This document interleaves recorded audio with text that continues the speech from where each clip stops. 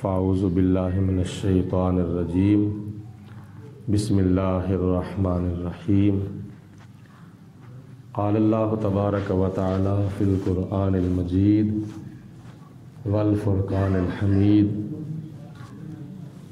الف لام میم ذالک الکتاب لا ریب فیہ ھدی للمتقین صدق اللہ العظیم وبلغنا رسولہ النبی الکریم ونحن علی ذالک من الشاہدین والشاکرین والحمد للہ رب العالمین۔ ایک دو مرتبہ درود پاک پڑھیں۔ الصلاۃ والسلام علیک یا رسول اللہ وعلی آلک وصحبک یا سیدی یا حبیب اللہ۔ الصلاۃ والسلام علیک یا رحمۃ للعالمین وعلی آلک وصحبک یا خاتم النبیین۔ جسے مل گیا کملی والے کا دامن اسے دو جہاں کا خزانہ ملا ہے۔ جسے مل گیا کملی والے کا دامن اسے دو جہاں کا خزانہ ملا ہے۔ بلا باغ دنیا کو وہ کیا کرے گا، بلا باغ دنیا کو وہ کیا کرے گا، مدینے میں جس کو ٹھکانہ ملا ہے۔ کسی کو زمانے کی دولت ملی ہے، کسی کو جہاں کی حکومت ملی ہے، کسی کو زمانے کی دولت ملی ہے، کسی کو جہاں کی حکومت ملی ہے۔ میں اپنے مقدر پہ قربان جاؤں، مجھے یار کا آستانہ ملا ہے۔ نمازیں پڑھے جا، اذانیں دیے جا، شب و روز سجدوں پہ سجدے کیے جا۔ نمازیں پڑھے جا، اذانیں دیے جا، شب و روز سجدوں پہ سجدے کیے جا۔ نمازیں اسی کی، اذانیں اسی کی، جسے پنج تن کا گھرانہ ملا ہے۔ نمازیں اسی کی، اذانیں اسی کی، جسے پنج تن کا گھرانہ ملا ہے۔ جسے مل گیا کملی والے کا دامن اسے دو جہاں کا خزانہ ملا ہے۔ بلا باغ دنیا کو وہ کیا کرے گا، مدینے میں جس کو ٹھکانہ ملا ہے۔ ہفتہ وار محفل جمعرات شریف انعقاد پذیر ہے، جس کے اندر قرآن مجید فرقان حمید کی کچھ صورتوں کے کچھ فضائل و برکات، اور اس کے ساتھ آج کی تاریخ ماہ رجب المرجب کی 22 تاریخ کو وفات پانے والے ہمارے عظیم بزرگ، جن کا شمار صحابہ اکرام کے اندر ہے اور نبی کریم علیہ الصلوۃ والسلام کے رشتہ داروں کے اندر بھی ہے۔ میری مراد کاتب وحی، صحابی رسول، خال المسلمین حضرت سیدنا امیر معاویہ رضی اللہ تعالی عنہ ہیں، جن کی وفات اور وصال آج کی تاریخ ماہ رجب المرجب کی 22 تاریخ کو جن کی وفات ہوئی تھی۔ تو ان کی روح کو بھی بالخصوص اصالہ ثواب کیا جا رہا ہے آج کی محفل پاک کا۔ قرآن مجید فرقان حمید میں اللہ پاک نے ارشاد فرمایا ذالک الکتاب لا ریب فیہ، یہ قرآن پاک ایسی کتاب ہے جس میں کسی قسم کا کوئی شک اور شبہ نہیں ہے، اور یہ ہدایت ہے پرہیزگاروں کے واسطے۔ قرآن پاک اللہ تعالیٰ وحی بھیجتا تھا حضرت جبریل علیہ الصلوۃ والسلام کے ہاتھ، اور جناب جبریل علیہ الصلوۃ والسلام نے قرآن پاک اللہ تعالیٰ کے حکم سے لوح محفوظ سے اتارا، تھوڑا تھوڑا کر کے 23 سالوں کے اندر حضور صلی اللہ علیہ وسلم کے آگے آ کر پیش کر دیا۔ یعنی ایسے کر لو کہ آگے آگے حضور ہوتے تھے، پیچھے پیچھے اللہ کا قرآن ہوتا تھا۔ ہم جب قرآن پڑھتے ہیں ہمارے آگے قرآن ہوتا ہے، ہم قرآن کے پیچھے ہوتے ہیں۔ نبی پاک علیہ السلام کی شان یہ ہے کہ حضور علیہ السلام اگر غار حرا میں جاتے ہیں تو قرآن حضور کے پیچھے آتا ہے، اگر حضور غار ثور میں جاتے ہیں تو قرآن حضور کے پیچھے آتا ہے، اگر حضور علیہ الصلوۃ والسلام مکہ المکرمہ کی گلیوں بازاروں میں چلتے پھرتے ہیں تو قرآن حضور کے پیچھے آتا ہے، اگر نبی پاک علیہ الصلوۃ والسلام مدینہ المنورہ کی گلیوں بازاروں میں چلتے پھرتے ہیں تو قرآن حضور کے پیچھے آتا ہے، اگر نبی پاک علیہ الصلوۃ والسلام طائف کے بازاروں میں جاتے ہیں تو قرآن حضور کے پیچھے آتا ہے۔ تو حضور علیہ الصلوۃ والسلام کے پیچھے پیچھے قرآن ہے اور حضور آگے آگے ہیں۔ اور جب بھی قرآن پاک کی کوئی آیت، کوئی سورت اور کوئی رکوع نازل ہوتا تھا تو نبی پاک علیہ الصلوۃ والسلام نے اپنے کاتبین مقرر کیے ہوئے تھے، آپ ان کاتبوں کو اللہ تعالیٰ کی وحی لکھوا دیتے تھے۔ ان کاتبین کے اندر سر فہرست نمایاں طور پر جو ہستی نظر آتی ہے عالم اسلام کو، وہ رازدار محمد مصطفیٰ اور کاتب وحی خدا خال المسلمین جناب حضرت سیدنا امیر معاویہ رضی اللہ تعالی عنہ ہیں، جن کو خال المسلمین کہا جاتا ہے۔ خال المسلمین کا معنی ہے مسلمانوں کے ماموں جان۔ اس کی وجہ یہ ہے کہ حضرت سیدنا امیر معاویہ رضی اللہ تعالی عنہ کی ہمشیرہ حضرت سیدہ ام حبیبہ رضی اللہ تعالی عنہا اور حضرت ابو سفیان رضی اللہ تعالی عنہ کی صاحبزادی حضرت ام حبیبہ رضی اللہ تعالی عنہا نبی پاک علیہ الصلوۃ والسلام کے نکاح میں آئی تھیں۔ اور جو عورت، جو خاتون حضور علیہ الصلوۃ والسلام کے نکاح میں آ گئیں تو اللہ پاک نے ارشاد فرمایا وَأَزْوَاجُهُ أُمَّهَاتُهُمْ، یہ جو خواتین ہیں یہ مسلمانوں کی مائیں ہیں۔ حضرت خدیجہ الکبریٰ رضی اللہ تعالی عنہا، حضرت جویریہ، حضرت سودہ، حضرت میمونہ، حضرت حفصہ، حضرت صفیہ، حضرت ام سلمہ، حضرت ام حبیبہ، حضرت عائشہ اور دوسری خواتین 11 کی تعداد ہے۔ یہ نبی پاک علیہ الصلوۃ والسلام کی ازواج مطہرات تھیں اور یہ مسلمانوں کی مائیں ہیں، کیونکہ نبی پاک علیہ الصلوۃ والسلام مسلمانوں کے بحیثیت روحانی باپ ہیں، اور حضور کی بیویاں قرآن پاک کی سورۃ احزاب کے اندر آتا ہے حضور علیہ السلام کی بیویاں مسلمانوں کی مائیں ہیں۔ تو اس لحاظ سے حضرت ام حبیبہ نبی پاک علیہ الصلوۃ والسلام کی زوجہ محترمہ اور آپ کی رفیقہ حیات، آپ کی اہلیہ محترمہ اور مسلمانوں کی ماں جان لگتی ہیں، اور اس لحاظ سے حضرت امیر معاویہ رضی اللہ تعالی عنہ مسلمانوں کے ماموں جان لگتے ہیں۔ تو جو دوترے ہوتے ہیں نا، ان کو اپنے ننیال سے بڑا پیار ہوتا ہے۔ ہم نبی پاک علیہ الصلوۃ والسلام کی امتی ہیں اور حضور علیہ الصلوۃ والسلام کی بیویاں ہماری مائیں لگتی ہیں، تو ہم اپنی اماں جان حضرت ام حبیبہ رضی اللہ تعالی عنہا کے بھائی جان حضرت امیر معاویہ رضی اللہ تعالی عنہ کو ماموں کہتے ہیں۔ روحانی طور پر وہ پوری امت مسلمہ کے ماموں جان لگتے ہیں۔ اور قرآن پاک میں اور حدیث پاک میں آتا ہے کہ نبی پاک علیہ الصلوۃ والسلام کا ہر صحابی جنتی ہے۔ ہر حضور کا صحابی جو ہے وہ کیا ہے؟ بولو، جنتی ہے۔ کیونکہ نبی پاک علیہ الصلوۃ والسلام نے فرمایا کہ جس نے مجھے ایمان کی نظروں سے دیکھا اس کے لیے بھی مبارک ہو، اور جس نے مجھے دیکھنے والوں کو ایمان کی نظر سے دیکھا اس کو بھی مبارک ہو۔ اور حضور علیہ الصلوۃ والسلام کے صحابہ کرام وہ ہیں جن کی آنکھیں تھیں وہ ایمان کی نظروں سے والضحیٰ کا چہرہ دیکھتے تھے، اور جو صحابی آنکھوں سے معذور ہوتے تھے وہ ایمان کی حالت میں نبی پاک علیہ الصلوۃ والسلام کی صحبت میں بیٹھتے تھے۔ تو یہ صحابہ کی شان ہے۔ صحابہ وہ صحابہ جن کی ہر صبح عید ہوتی تھی، خدا کا قرب حاصل تھا، نبی کی دید ہوتی تھی۔ تو قرآن پاک لکھنے والوں میں حضرت سیدنا امیر معاویہ رضی اللہ تعالی عنہ کا بھی شمار ہے، کیونکہ آپ بھی کاتبین وحی کے اندر شمار کیے جاتے ہیں۔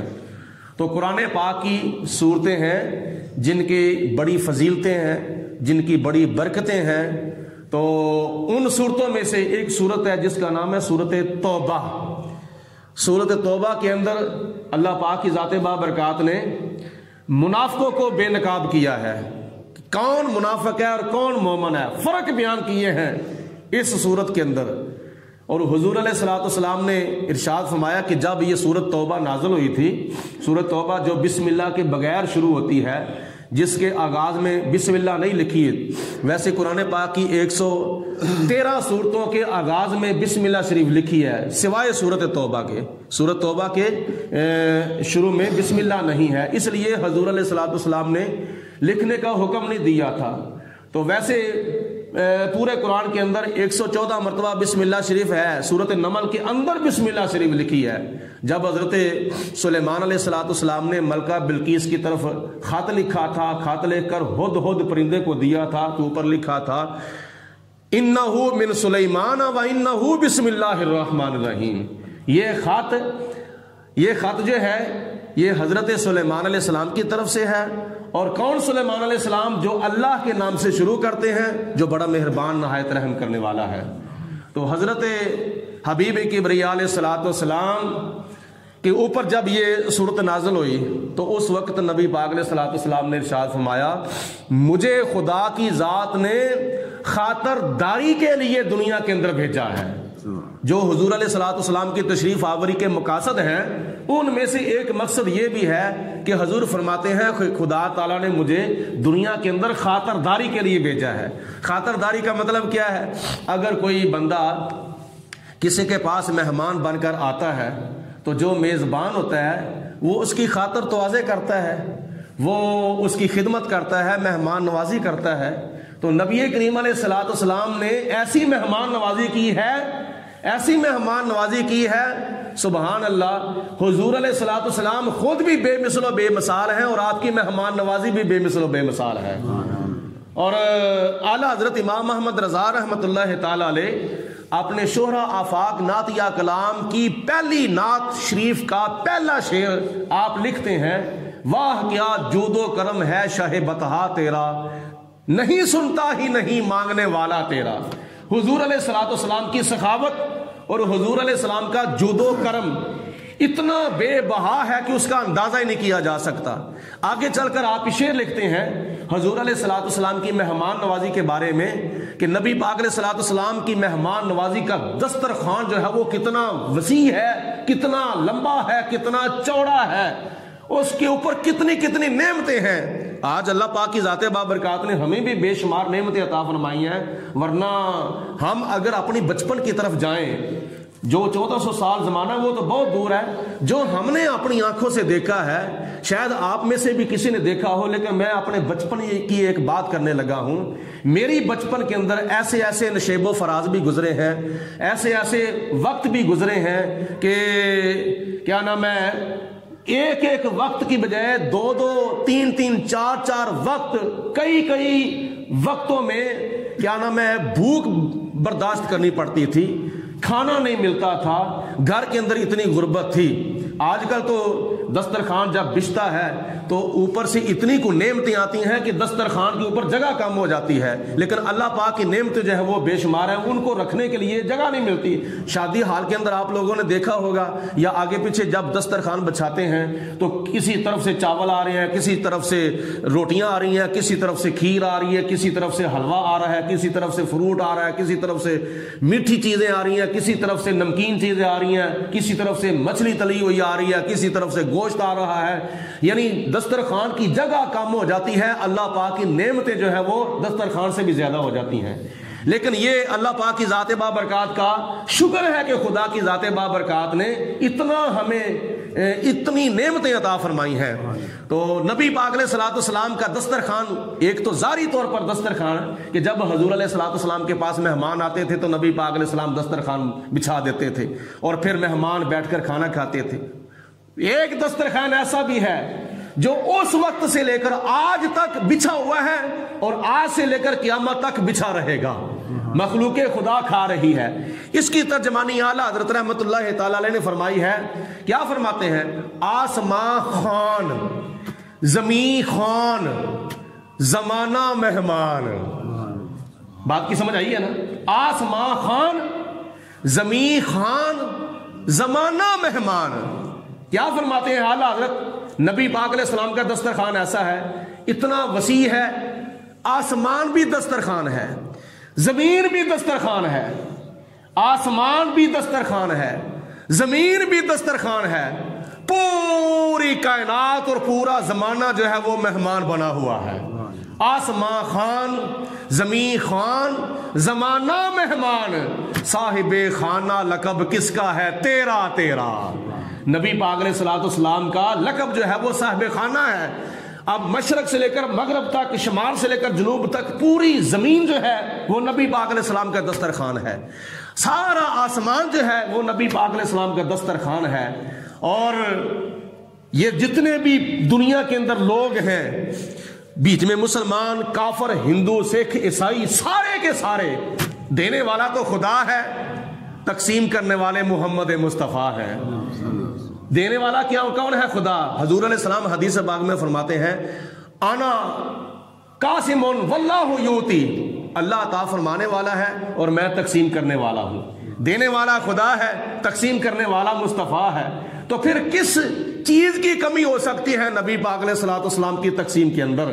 تو حضور علیہ الصلوۃ والسلام ایسی مہمان نوازی کر رہے ہیں کہ کئی سو سال گزر چکے ہیں، نبی کریم علیہ الصلوۃ والسلام کا دسترخوان بچھا ہوا ہے، کھانے لگے ہوئے ہیں، صبح دوپہر شام، صبح دوپہر شام، اپنے بیگانے، مسلمان، غیر مسلم، ہندو، سکھ، عیسائی، یہودی، سارے کے سارے انسان کھا رہے تھے، کھا رہے ہیں اور قیامت تک کھاتے رہیں گے۔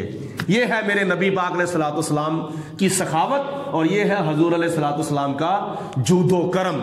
تو جب یہ سورۃ توبہ نازل ہوئی تو حضور علیہ السلام نے اس وقت فرمایا کہ اللہ پاک کی ذات نے مجھے خاطرداری کے لیے دنیا کے اندر بھیجا ہے۔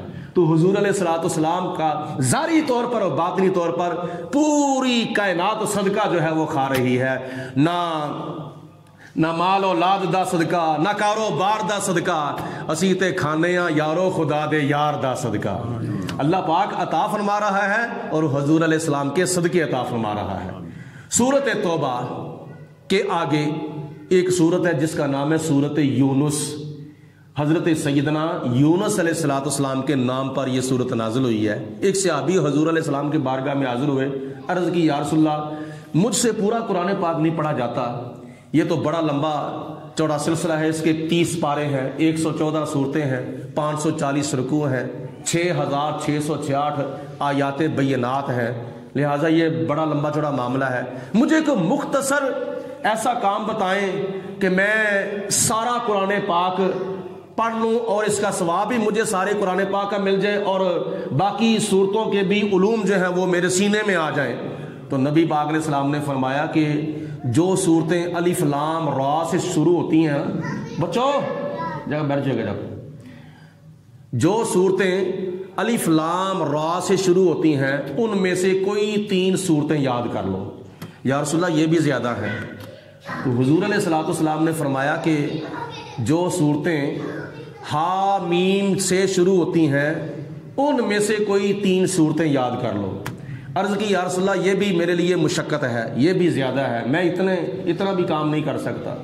تو حضور علیہ السلام نے فرمایا جو صورتیں مسبحات سے شروع ہوتی ہیں، یعنی یسبح للہ ما فی السماوات والارض، جن صورتوں کے شروع میں اللہ تعالیٰ کی تسبیح کا بیان ہے ان میں سے کوئی 3 صورتیں یاد کر لو۔ تو عرض کی یا رسول اللہ یہ بھی زیادہ ہے۔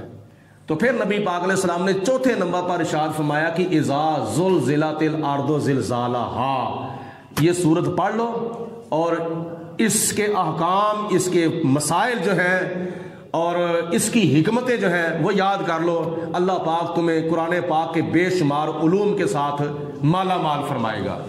یہ سورت یونس کے فضائل ہیں۔ اور سورت ہود کے بارے میں نبی پاک علیہ الصلوۃ والسلام نے ارشاد فرمایا جمعے والے دن سورت ہود کی تلاوت کیا کرو۔ جمعے والے دن آگے پیچھے بھی کی جا سکتی ہے، لیکن خصوصی طور پر جمعے والے دن سورت ہود کی تلاوت کرنا اس بات کی طرف اشارہ ہے کہ جو نیکی کا کام جمعے والے دن کیا جائے اللہ تعالیٰ دوسرے دنوں کی بنسبت زیادہ ثواب عطا فرماتا ہے۔ نبی پاک علیہ الصلوۃ والسلام کسی نیک کام کا آغاز کرتے تھے تو جمعے والے دن سے شروع کرتے تھے۔ مثلا نبی پاک علیہ الصلوۃ والسلام جب سفر کا آغاز کرتے تھے، کسی جگہ پہ آپ نے جانا ہوتا تھا تو آپ اس سفر کا آغاز جمعے والے دن کرتے تھے، اور آپ نے کوئی نیا لباس پہننا ہوتا تھا تو حضور علیہ الصلوۃ والسلام اس کا آغاز جمعے والے دن کرتے تھے۔ تو جمعے والے دن دوسرے دنوں کی بنسبت جمعے والے دن کوئی نیکی کی جائے تو اللہ تعالیٰ اس کے کئی درجے زیادہ ثواب عطا فرماتا ہے۔ تو اسی طرح اس کے بعد ہے سورت یوسف۔ سورت یوسف کے اندر اللہ پاک کی ذات بابرکات نے جناب یوسف علیہ الصلوۃ والسلام کا قصہ جو ہے وہ بڑی تفصیل کے ساتھ بیان فرمایا ہے، اور سورت یوسف کی خصوصیات میں سے ایک خصوصیت یہ ہے کہ بزرگان دین نے لکھا ہے کہ جو بندہ پہلے دن سے لے کر 40ویں دن تک، یعنی 40 دن مسلسل، کوئی ہے اٹھا گیا ان کو بچوں کو باہر بھیج دو، 40 دن مسلسل اگر کوئی سورت یوسف کی تلاوت کرتا ہے کسی مشکل کے حل کے لیے، کوئی بندہ کیا نام ہے بے قصور قید میں پھنسا ہوا ہے یا مقدمات میں بے قصور پھنسا ہوا ہے یا دنیا کی کسی اور مشکل میں پھنسا ہوا ہے، تو بزرگان دین نے لکھا ہے کہ اگر کوئی بندہ 40 دن تک مسلسل سورت یوسف کی تلاوت کرتا ہے، اللہ پاک سورت یوسف کی برکت سے اس کی مشکل جو ہے وہ حل فرما دے گا، اس کو اللہ پاک آسانیاں عطا فرمائے گا۔ تو قرآن پاک کے اندر بڑی بڑی ایسی صورتیں ہیں، بڑی بڑی ایسی آیات بینات ہیں جن کو خصوصی طور پر پڑھا جائے یا وظیفے کے طور پر پڑھا جائے تو بڑی بڑی مشکلات جو ہیں وہ آسان ہو جاتی ہیں۔ ہمارے پڑھنے میں کمی ہے یا ہمارے طریقہ استعمال کرنے میں کمی ہو سکتی ہے، لیکن اللہ پاک کے قرآن میں کسی نعمت کی کمی بولو نہیں ہے۔ اللہ پاک نے ہمیں سب کچھ اپنے قرآن کے اندر عطا فرمایا ہے، دنیا کی بھی کامیابی عطا فرمائی ہے، قبر بھی کی بھی کامیابی عطا فرمائی ہے، اور حشر کی بھی کامیابی عطا فرمائی ہے۔ تو کوشش کیا کریں کہ جمعے والے دن خصوصی طور پر تلاوت قرآن کا اہتمام انتظام کیا جائے، اور دوسرے نمبر پر خطبہ جمعہ کا مکمل طور پر سننے کا اہتمام جو ہے وہ مسجد کے اندر خصوصی طور پر کیا جائے، کیونکہ قرآن پاک میں اللہ پاک نے ارشاد فرمایا ہے کہ جب جمعے کی اذان ہو جائے تو اس وقت فوراً اپنے کاروبار، خرید و فروخت، تجارت بند کر دو، اور فاسعوا الی ذکر اللہ، آؤ اللہ کی طرف نہیں بلکہ دوڑو اللہ کی طرف۔ فاسعوا یہ صحیح سے ہے، صحیح کا معنی ہے دوڑنا۔ مثال کے طور پر اللہ پاک آپ کو خانہ کعبے کا حج اور خانہ کعبے کا عمرہ نصیب فرمائے، تو جب آپ سارے ارکان ادا کرنے کے بعد، عمرے کے سارے ارکان ادا کرنے کے بعد جب آپ صفا مروہ کی صحیح کرنے کے لیے جائیں تو صفا سے مروہ تک اور مروہ سے صفا تک، صفا سے مروہ تک، مروہ سے صفا تک، یعنی پہلا چکر صفا سے مروہ تک، دوسرا چکر مروہ سے صفا تک، تیسرا چکر صفا سے مروہ تک، اور چوتھا چکر مروہ سے صفا تک، اور پانچواں چکر صفا سے مروہ تک، اور چھٹا چکر مروہ سے صفا تک، اور ساتواں چکر صفا سے مروہ تک۔ یہ 7 چکر لگانے ہیں، اس کو کہتے ہیں صفا مروہ کی سعی۔ اس چکر کو سعی اس لیے کہتے ہیں کہ سعی کا معنی ہے دوڑنا۔ حضرت حاجرہ رضی اللہ تعالی عنہا کی یہ یادگار ہے، اور مکمل طور پر تو دوڑا نہیں جا سکتا کیونکہ سانس چڑھ جاتا ہے، لیکن طریقہ کار کیا ہے اللہ پاک آپ کو نصیب فرمائے تو پھر یہ یاد رکھنا کہ ایک سبز رنگ کی ٹیوب لائٹ مروہ کی طرف ہے اور ایک سبز رنگ کی ٹیوب لائٹ مروہ کی طرف ہے۔ جہاں یعنی صفا سے جب آپ چلیں گے تو جہاں سبز رنگ کی ٹیوب لائٹ آ جائے گی تو وہاں سے آپ نے دوڑنا شروع کر دینا ہے، اور دوسری سبز رنگ کی لائٹ تک آپ دوڑتے رہیں گے، اس کے بعد پھر آپ آہستہ ہو جائیں، نارمل ہو جائیں۔ تو یہ دونوں لائٹوں کے درمیان جتنا فاصلہ ہے وہ دوڑ کر آنا ہے اور دوڑ کر جانا ہے، تو اس کو کہتے ہیں سعی۔ تو قرآن پاک میں اللہ پاک نے جمعہ پڑھنے کے لیے کیا ارشاد فرمایا ہے؟ فسعوا، آؤ نہیں بلکہ دوڑو، دوڑ کے آؤ۔ دوڑ کے آنے کا مطلب یہ ہے جلدی آؤ، پنجابی میں چھیتی آؤ، اول وقت میں آؤ۔ تو جو کوئی جلدی آتا ہے، جو کوئی جلدی آتا ہے، اللہ پاک اس کو کیا عطا فرماتا ہے؟ حضور فرماتے ہیں اللہ پاک اول وقت میں آنے والے کو ایک اونٹ کی قربانی کا ثواب عطا فرماتا ہے۔ تو ہم 8ویں دن 7 قربانیوں کا ثواب حاصل کر سکتے ہیں اگر خدا ہمیں توفیق دے، اور یہ ثواب قیامت والے دن کام آئے گا۔ قیامت والے دن پتہ چلے گا کہ نامہ اعمال کے اندر یعنی تھوڑے سے ٹائم میں 7 قربانیوں کا ثواب اللہ پاک نے عطا فرما دیا ہے۔ کچھ بگڑتا نہیں، صرف یہ ہے کہ بس دنیا داری کو چند منٹوں کے لیے ترک کرنا پڑتا ہے۔ تو بندہ جمعے کی پہلی اذان سنتے ہی خطبہ جمعہ شروع ہونے سے پہلے مسجد میں حاضر ہو جائے تو یہ تھوڑے سے وقت میں اللہ پاک کتنا بڑا ثواب عطا فرمائے گا۔ خوش نصیب ہیں وہ لوگ جن کو سال کے بعد اونٹ کی قربانی کرنے کا شرف حاصل ہوتا ہے، لاکھوں روپیہ لگاتے ہیں، 10-10 لاکھ روپیہ لگا دیتے ہیں۔ کتنا؟ 10-10 لاکھ روپیہ لگا دیتے ہیں۔ اس سے زیادہ بھی لگ سکتا ہے، کم بھی لگ سکتا ہے، لیکن وہ قربانی جو اونٹ کی عید الاضحیٰ کے موقع پر کی جاتی ہے اس کے اوپر لاکھوں روپیہ لگتا ہے، لیکن جمعے والے دن اونٹ کی قربانی کا ثواب حاصل کرنے کے لیے ہمارے کچھ پیسے نہیں لگتے۔ یہ تو ہمیں خدا تعالیٰ توفیق دے، یہ تو اپنی توفیق اپنی محبت ہے نا، جتنی مرضی تم مسجد کی خدمت کر دو، ورنہ کسی کے اوپر کوئی بندش تو نہیں ہے کہ قید کے نہیں کہ تم اتنے پیسے دو گے تب تمہارا جمعہ ہوگا ورنہ تمہارا جمعہ نہیں ہونا۔ یہ تو اپنی محبت کی بات ہے، ورنہ دنیا کے اندر جب عید الاضحیٰ کے موقع پر اونٹ کی قربانی کریں گے تو پھر تو ایک رقم جو ہے وہ بند ہی جاتی ہے، جتنی دیر تک وہ رقم مقرر شدہ دی نہ جائے گی اتنی دیر تک بندہ اونٹ کی قربانی حاصل نہیں کر سکتا۔ تو اس لیے کوشش کیا کرو یہ موقع ضائع نہ کیے جائیں۔ اللہ پاک ہم سب کو نبی پاک علیہ الصلوۃ والسلام کی تعلیمات پر عمل کرنے کی توفیق عطا فرمائے۔ جمعرات کی محفل پاک کے اندر جتنے بھی احباب بیٹھے ہیں وہ سارے اجتماعی طور پر اپنے اپنے فوت شدگان کی ارواح کو اصال ثواب کے لیے ایک مرتبہ سورۃ فاتحہ پڑھیں اور 3 دفعہ کل شریف تلاوت کریں تاکہ تمام فوت شدگان کی ارواح کو اصال ثواب کیا جائے۔ بسم اللہ الرحمن الرحیم، الحمد للہ رب العالمین الرحمن الرحیم مالک یوم الدین۔